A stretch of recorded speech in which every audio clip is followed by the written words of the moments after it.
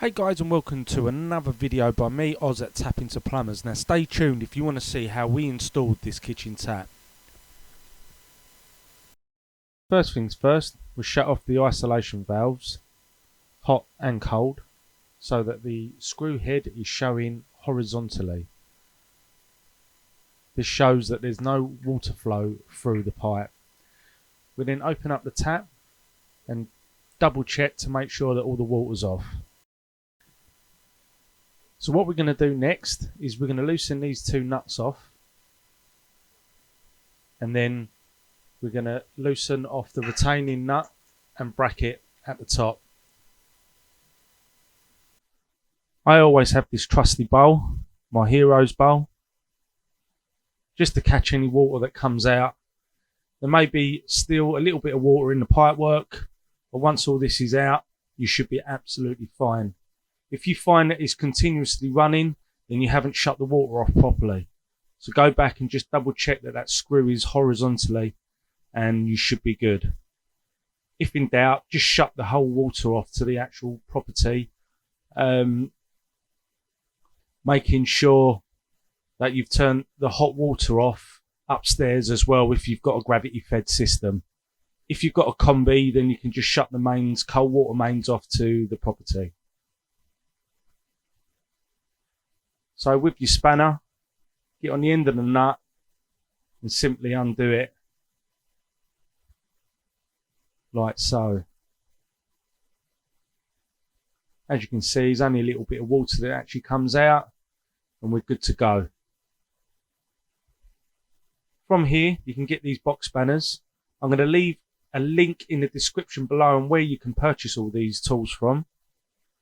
These are really handy tools for when you're doing taps, all different sizes. So all you need to do is simply insert it up over the bolt and onto the nut. Sometimes these can be a little bit tight. You can either get a screwdriver in there or you can use a spanner to loosen it off. And like so, just unscrew until the nut comes off.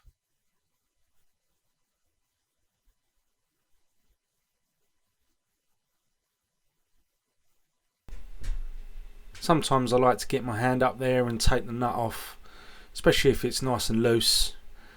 Just find it sometimes a little bit easier to do that. But you can take it off with just the box spanner. So once that's off, like so, what you want to try and do is get the bracket off of the pipework now. Now sometimes this can be a little bit difficult. I end up squeezing the pipes together to try and get it off, or try and lift it up to the smaller part of the pipe at the top and take it off.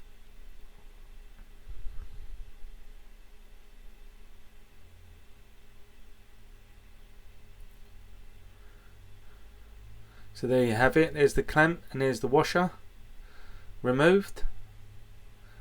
So what you might find now is that the tap won't come out because you've got the flexible towels underneath. The nuts are stopping it from coming out. So the only way really to do this is to try and untwist them or simply just snap them off. I find it a lot easier and quicker to snap them off because I'm not going to be reusing these, and as simple as that, out it comes.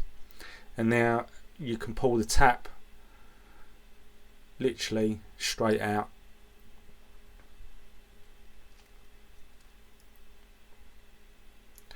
So here we have the tap, our new one. There's the tap.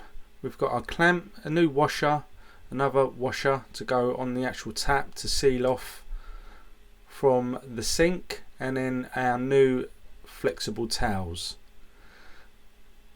I will put a link in the description below on where you can buy all these products from and all the tools that we've used in this video. So the first thing you want to do is get your bolt and insert it into the screw slot like so. Get yourself a flathead screwdriver and just nip it up. From here you want to put your washer on the tap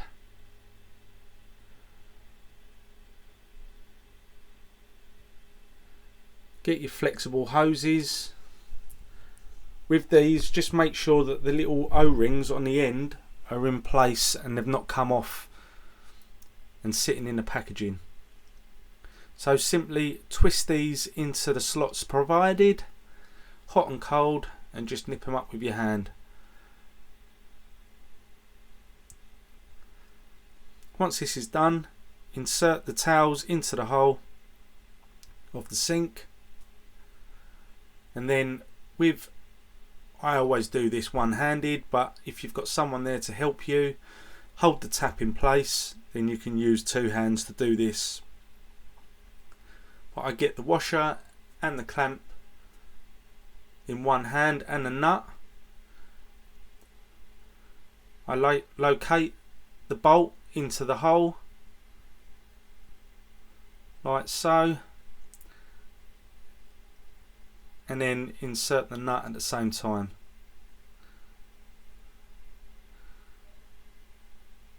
And thread it all the way up to the top. Now what you want to do now is get your box spanner again.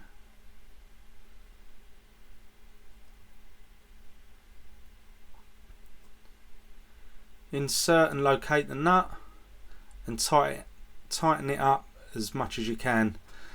And with a spanner or a screwdriver, just nip it back up. I wouldn't over tighten these because there's quite soft metal on these and they can bend, and then the tap starts to become loose.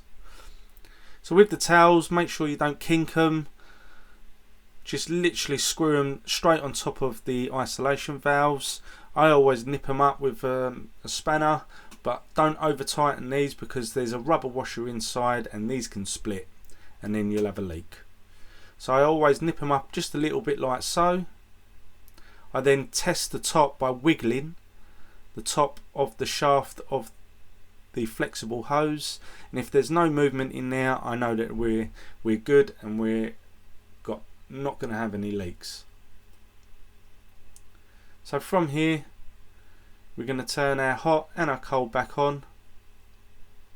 We're going to test for leaks, make sure there's no dripping or weeping out of any of the joins that we've done, and then we're going to test the tap. There will be a little bit of air in there, but open it slowly and clear the air and you should be good. So thanks for watching this video. Please like, subscribe, click that notification bell to keep up to date with all our latest videos, and we will see you on the next one.